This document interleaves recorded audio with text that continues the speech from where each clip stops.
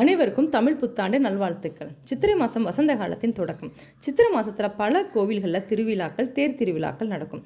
கடுமையான கோடை காலமாக இருந்தாலுமே சித்திரை மாதத்தில் தான் பழங்கள், காய்கறிகளில் பல இந்த காலத்தில் மட்டுமே கிடைக்கக்கூடியவை. இந்த சித்திரை மாத வெயில் தாக்கத்திலிருந்து நம்ம உடம்பை சில்லுன்னு வச்சுக்க சில டிப்ஸ்.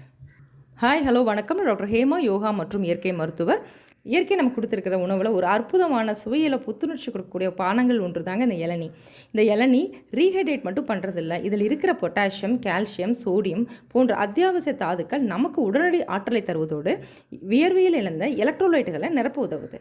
சம்மரில் உடம்பை குளுமையாகவும் சுறுசுறுப்பாகவும் சருமத்தை ஹெல்த்தியாகவும் வச்சுக்கிறது மட்டும் இல்லாமல் இந்த சம்மருக்கு வரக்கூடிய தலைவலி, உடற்சோர்வு, மயக்கம், சிறுநீர் கடுப்பு, மலச்சிக்கல் எல்லா பிரச்சனைக்கும் தீர்வு காண டெய்லியும் குடிங்க மோர்.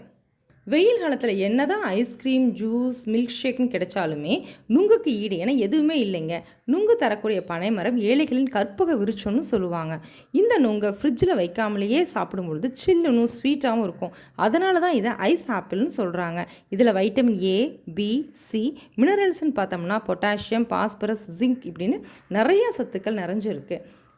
இந்த நுங்கு மலச்சிக்கல், பசியின்மை, ஸ்ட்ரெஸ், தூக்கமின்மை, ட்ரை ஸ்கின் இந்த மாதிரி பல பிரச்சனைக்கு நல்லது.